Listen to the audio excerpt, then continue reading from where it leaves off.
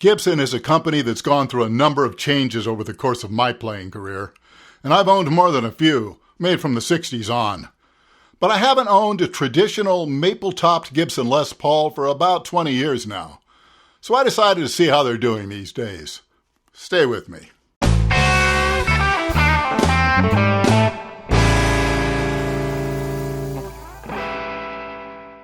Up until now, I've owned exactly two previous maple-topped Gibson Les Pauls. Now, the first was a late 70s model, and to this day, it remains the smoothest playing Les Paul I've ever played. But it didn't come that way from the factory.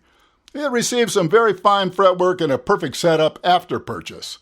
As I said, I've owned Gibsons from the 60s on through the 2000s, and almost every one of them required an immediate trip to my guy for a full setup, including a fret level to get them stage ready. Now, they were all nice guitars, but Gibson never spent enough time on that final setup and fretwork at the factory, at least not between the late 70s and the early 2000s. However, until I began this channel, I hadn't bought any Gibson made after they began using a Pleck machine for the fret leveling. Now, more about that later. First, let's have a look at this one, a 60s standard built in 2022. Now, this channel is still too small to attract any sort of sponsorship or significant financial support. That being the case, I'm forced to buy most guitars used, but I'm careful to select one-owner examples who didn't play them much and usually didn't even change the factory setup, which was very much the case with this one. Now, I let it acclimate in the box overnight, which I highly recommend with nitro-finished guitars. It did require a small truss rod and string height adjustment, after which it played pretty well. And it sounds, well, like a Les Paul. Let's hear it clean, all controls all the way up.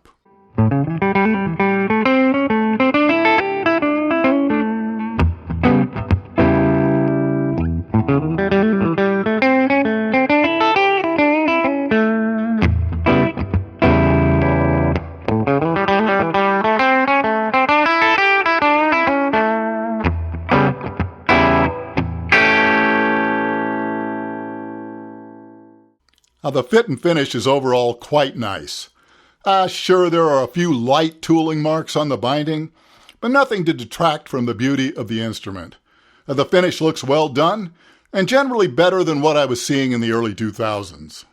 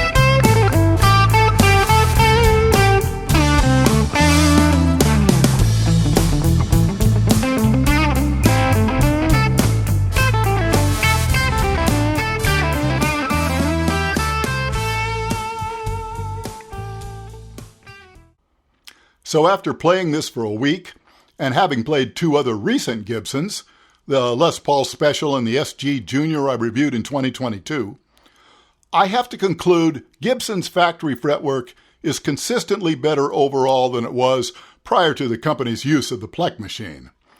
Now, the guitar plays well, but like the other two recent Gibsons, it's maybe just slightly more work to play than one of my personal guitars, which have all had expert fretwork and setups done. Or my USA PRS for that matter.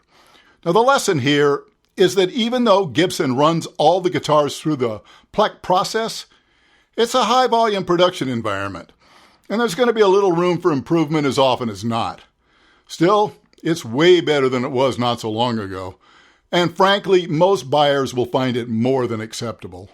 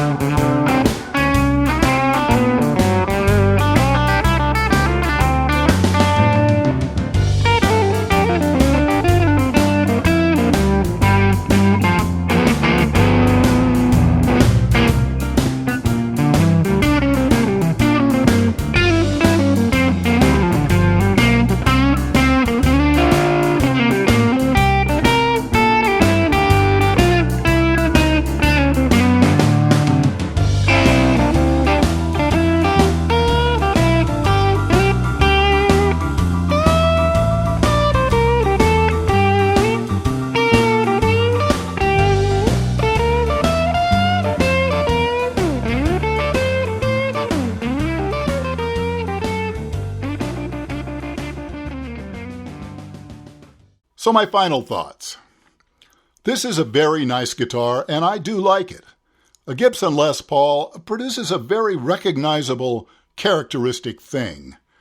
I've played and owned a number of other guitars that were built around the Les Paul formula, and while some came plenty close enough for me, my Hamer USA Monaco Elite comes to mind, none were exactly the same. And for many players, whether it's for that specific sound and feel, or just because they want the guitar their heroes played, it might be the only guitar that'll do. And you know who you are. Well, I do hope you enjoyed this video. It's been a bit of a trip down memory lane for me and a lot of fun. Now, don't forget to like and subscribe, which is an enormous help to get the channel in front of more viewers, and hugely appreciated. And if you'd like to directly help further support my efforts here, be sure to visit my Patreon page. The link is on your screen, and I'll leave it in the description as well.